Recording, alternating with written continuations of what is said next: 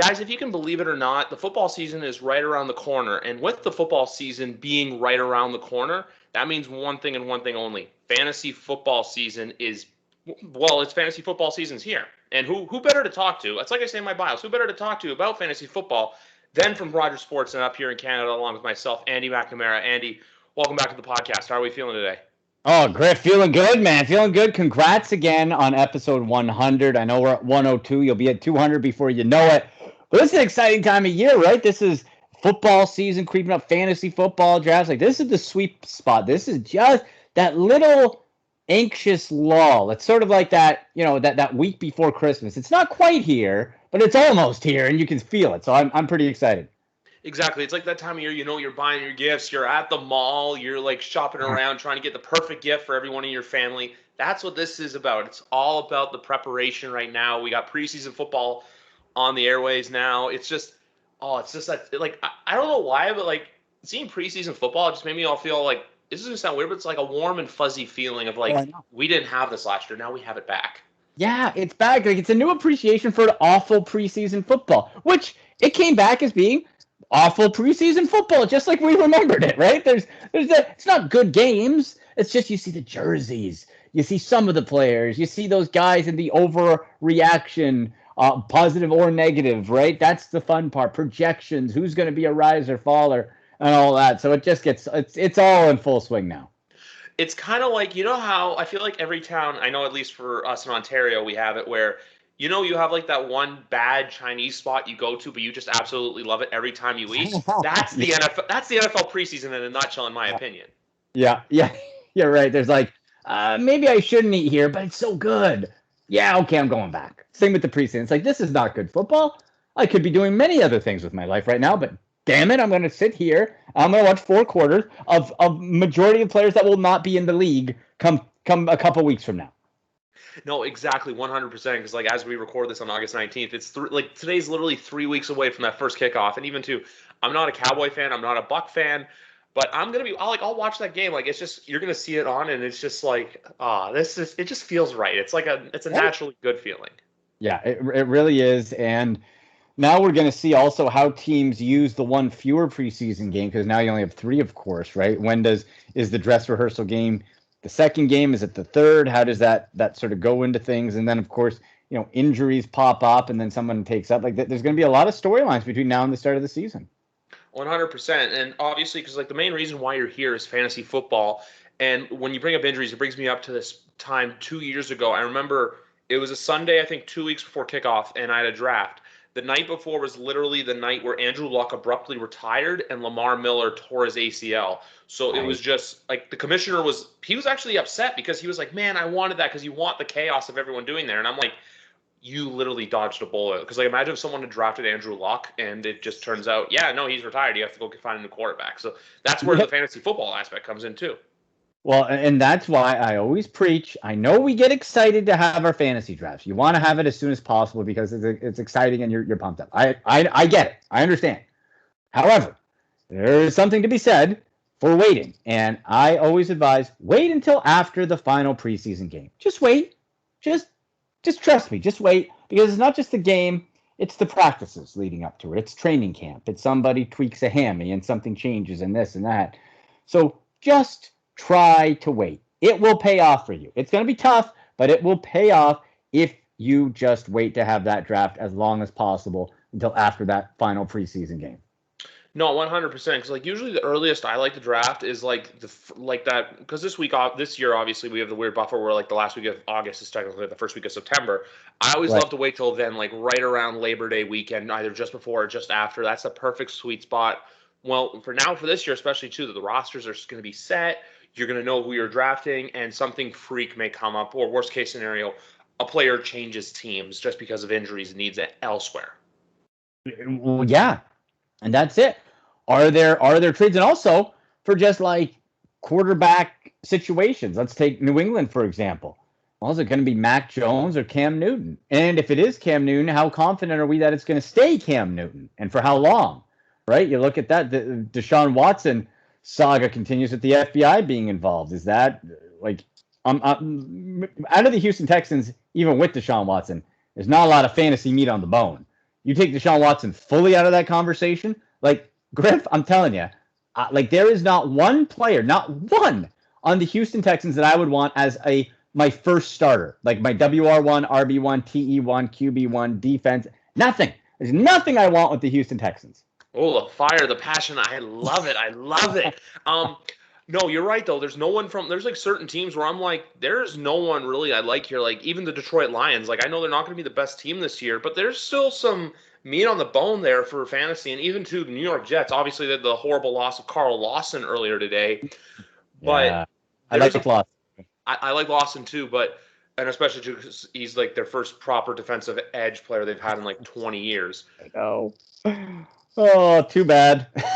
Right, tough break. But they have one running back who I love that you could probably get later on in your drafts, and that's Michael Carter. I think he's going to get bulk of the carries, and even too, like Corey Davis is going to still have chances to shine and everything. But that's the thing. That's the reason why I love like the fact that I've discovered more prospect podcasts and like the advice like you give, like you've been doing every day, where you both give great fantasy advice, make me crave Domino's pizza.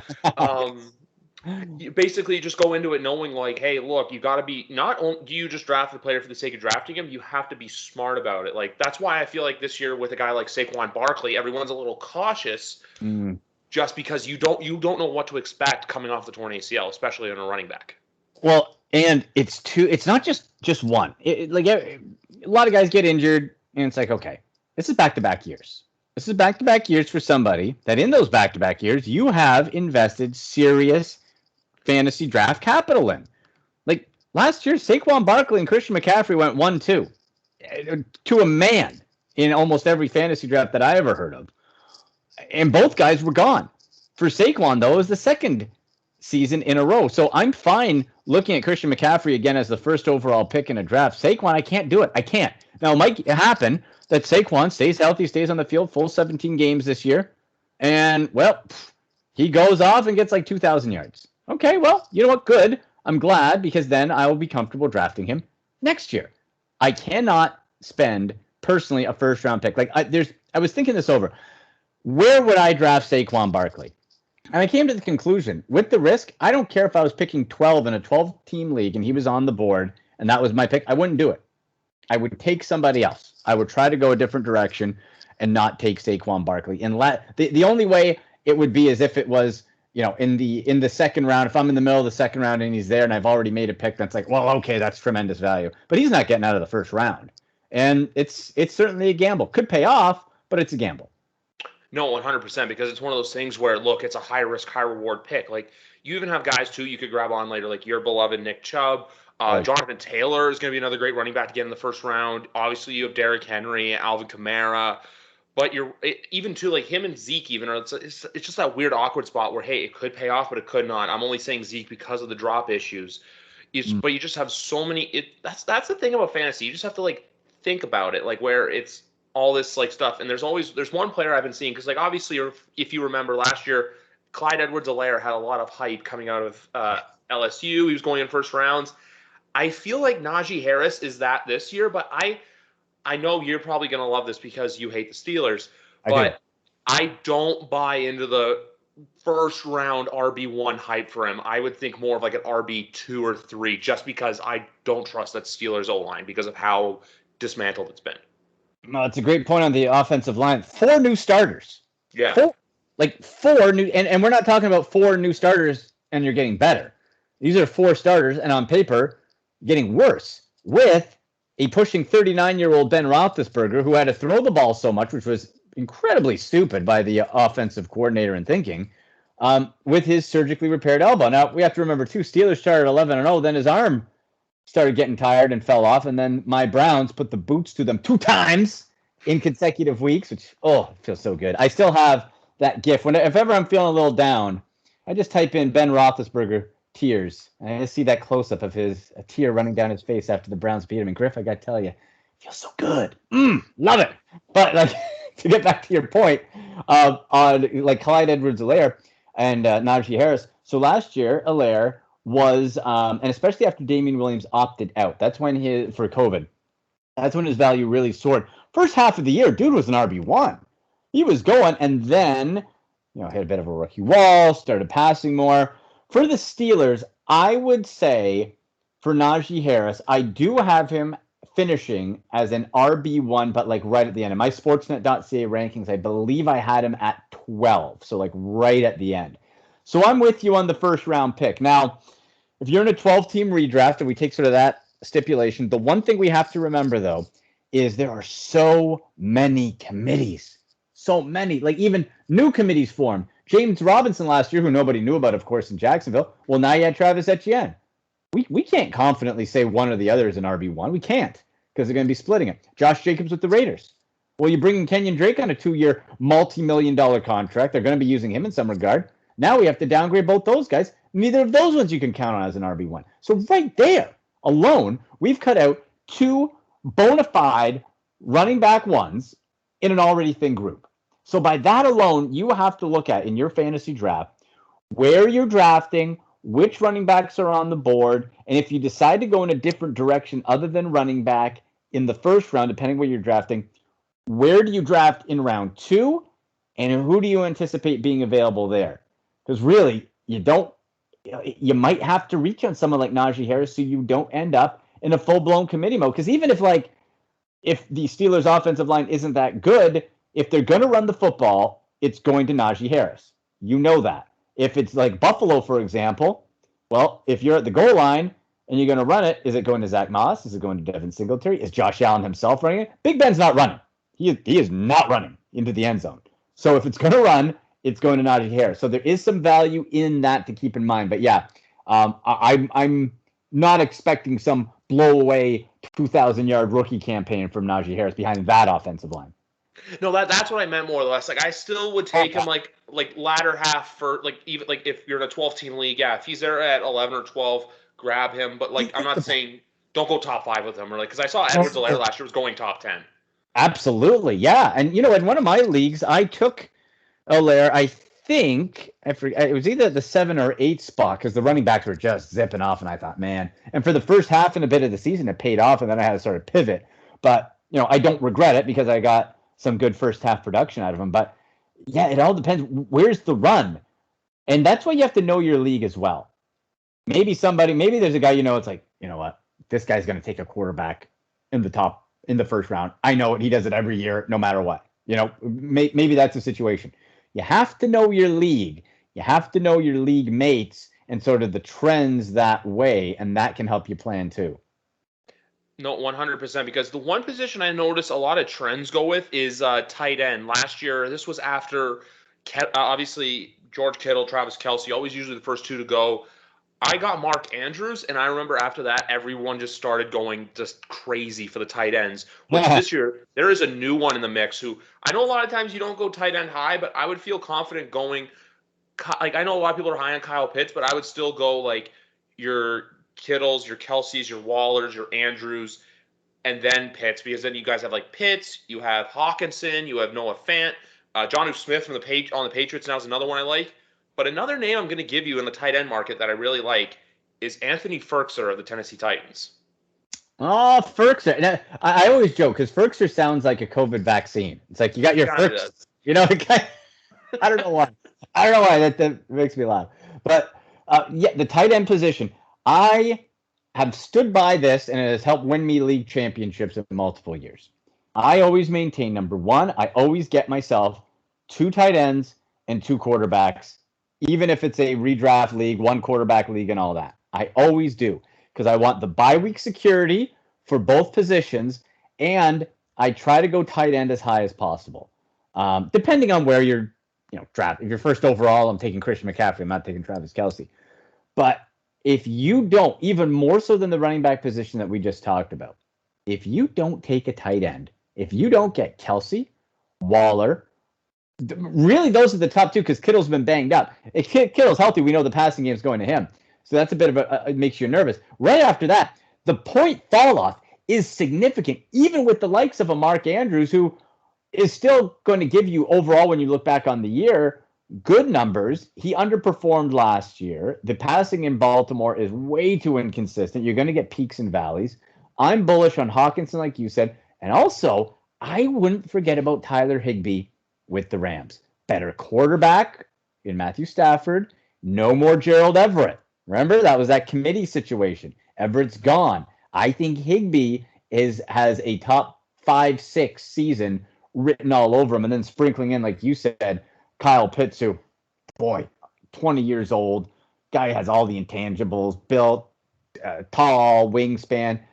The question's going to be, and this is what I hope, is that he is used as a weapon, not as your traditional tight end. I think if you went to somewhere like Denver, where his old man Vic Fangio and it's 2-a-days and goes by the Lombardi playbook because he's ancient, I think Kyle Pitts would be blocking, and that would be a waste. I think in Atlanta they're more progressive offensively and more new age, and you should be using Kyle Pitts as a weapon. Don't have him block. Hayden Hurst, you can block. You can block. Have at it. That's your job now, bud, or whoever else is there. Have somebody else. Kyle Pitts needs to be getting you first downs and scoring you touchdowns with his size mismatch. And I believe the success of Calvin Ridley and Kyle Pitts go hand in hand because the other wide receiver weapons are non-existent. There's no running game there. You have Mike Davis as the top guy. So if Kyle Pitts can be a distraction and a contributor and progress as the year goes on, that is going to up the value significantly of Calvin Ridley. Because if he doesn't, then you just double team Calvin Ridley and it's game over. And then his fantasy value drops.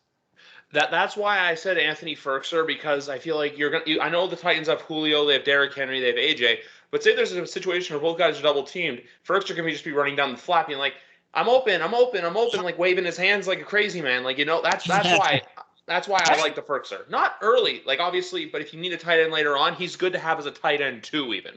You know what? That would be a case, and I like your thinking on it, where personally, my strategy would be something where I try to get early a Kelsey, Waller, Hawkinson, like a true tight end one, right? A true guy who I am very confident this guy's going to put up big numbers.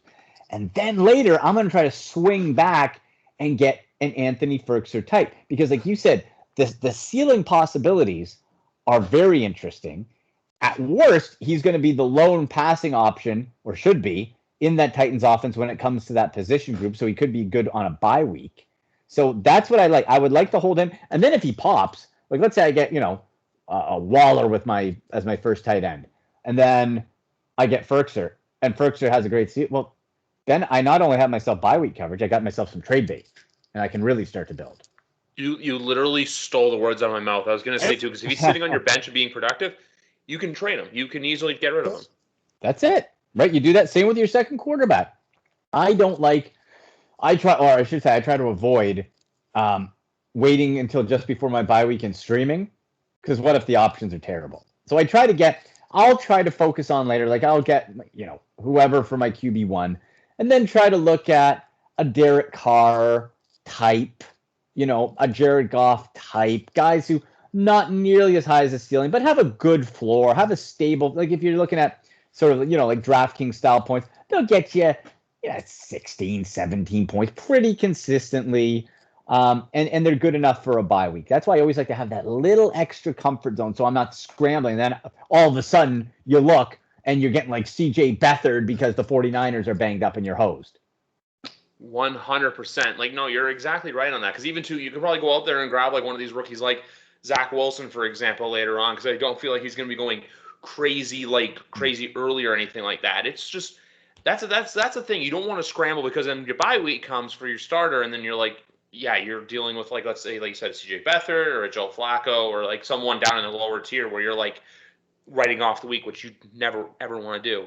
But I want to kind of switch gears here because the next thing I wanted to ask you about, and you brought it up in the 100th episode. I know I'm still going on about it, but it's a very big accomplishment for me. Absolutely, man. Good for you. Thank you very much. Here on episode 102 is the UFAFL, because you said in that episode that it's a 53-man team, and that's just something that it caught my mind immediately. I saw they sent you to Las Vegas for it. Like you're living the life. So if you want to go more onto that before we wrap up, that'd be fantastic.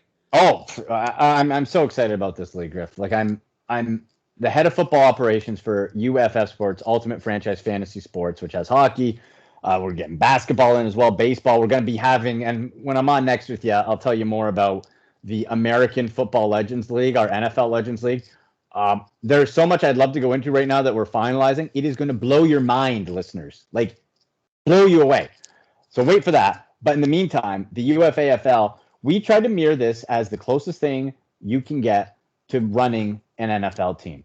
This is where we have, as owners who paid real money, Chris Carter, Michael Vick, boxing champ Bud Crawford as the top first overall pick. Number 2 pick was, Griff, when I was in Vegas, I talked to the owner of the hotel we were staying at the Circa, Derek Stevens, and he's like, listen, man, I was reading up on this. I want to get in on this. Okay. So he has the 2nd overall pick. He owns 3 casinos. Then we got, who just bought in, a trio group of Hockey Hall of Famer Martin St. Louis, Brad Richards, and Steven Stamkos. That's to go along with another group of Nick Lewis and Damon Allen, CFL greats, along with just guys who are also in. So it's a great combination of people who are superstars in their own rights versus sort of the everyday man who is committed and feels like they are the best fantasy player. So I'm actually being flown out on the 20th to Regina, less exciting, Saskatchewan than Vegas, admittedly. However, it is your watermelon head.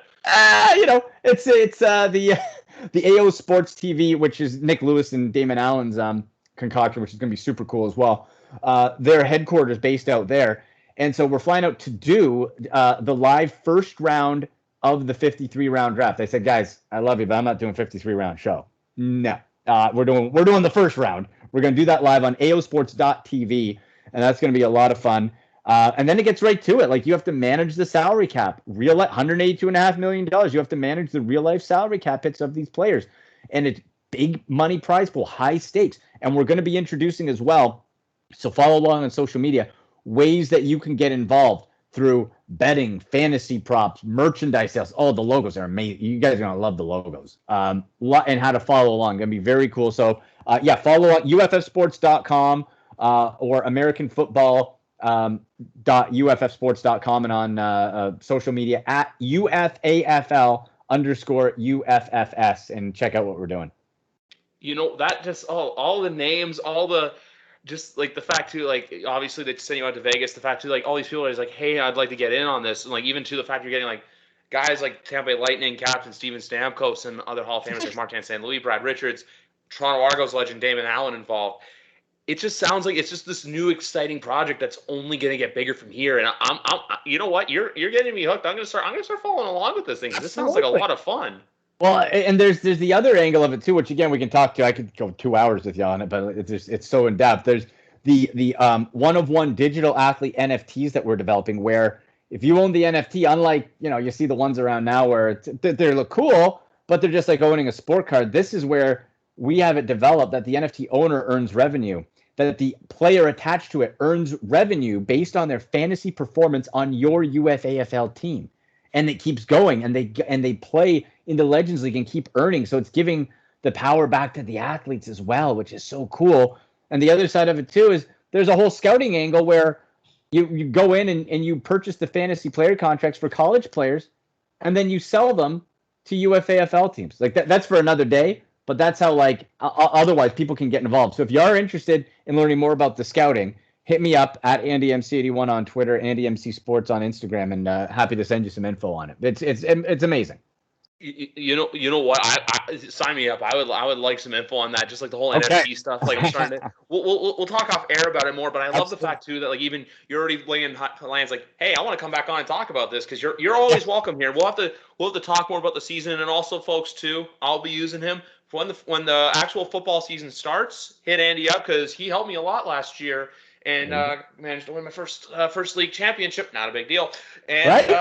it was great. Like just to have that whole satisfaction there and winning and stuff. But no, just the little tips and tools right here, and even to the videos. I see them on Instagram. I see them on Twitter. It's like I said before. You give me fantasy advice. You make me hungry at like 9 o'clock in the morning. So it's a bit of a win-win combination, I guess, if you will. Absolutely. Hey, always get yourself some Domino's Pizza, man, for sure. And yeah, well, you know what? I'll send you some info on the scouting side, then you can share it with listeners as well, because that's a real way, as soon as September, that people can get involved. And it's like, Griff, what's so cool is it also, because it's crypto based with using the Score coin, SEO, it's on the blockchain. I'm new to crypto, so I'm not, I'm still learning the lingo. But it's on the blockchain. And what that means, everything on the blockchain is tracked, which means you as a scout can keep a live, real resume that you could send to potential teams in the future saying, hey, you know what? That freshman, I knew he was good before it was cool. How do you prove it? Well, I bought him for X amount of dollars on my UFF Sports account as a scout, and I had him there. So you can track your success, and it's live on the blockchain. So I believe, like, we're getting guys signed up from Draft Bible, from Dynasty Nerds, from there's another couple places slipped my mind, but like big sites that are on Twitter as far as scouting and stuff like that, signing on because they're like, well, so I can make money off of doing what I'm doing already and keep track of it. Okay, that's where this is going. Man, you got me all like I'm just it's just like conversations like this is why I love doing this podcast and stuff, because like when two people are talking back and forth, just having a conversation about football when we're this close, it's just like, oh, let me have at it now. I'll look forward to more info on you, but I don't want to take too much of your time because, like, obviously, like I said before, I know you're a busy man. So I think that's going to do it for here. Andy, thank you once again for coming back on the podcast. We'll definitely have to talk soon, more UFAFL talk as the season goes along, some more fantasy advice, and definitely, I know we didn't get to it today, but we'll definitely have to see how the Browns are doing because I have some big expectations for them this year because I'm going to say this right now, they're winning the AFC North. Yeah, let's go. First time since when? 89? Oh boy. I'll be intolerable to be around if that happens. I'll tell you that. I hope it's true. I'm with you. I only got to deal with that for 1 week, and that's November 14th at Gillette Stadium. So we'll definitely have to chat that and stuff. But yes. You know what? That's gonna wrap it up here, folks. But you know what? It's on, Andy. You can be as insufferable as you want because you've waited long enough for that division championship if it happens. You are so true. So right on that. Absolutely. Well, Griff, can't wait to do it again, buddy. No problem. Anyway, folks, thank you for listening to episode 102 of YWC Football Talk. See you guys very soon, and thank you once again for listening, and thanks once again to Andy McNamara of Rogers Sportsnet. Have a good one, everybody.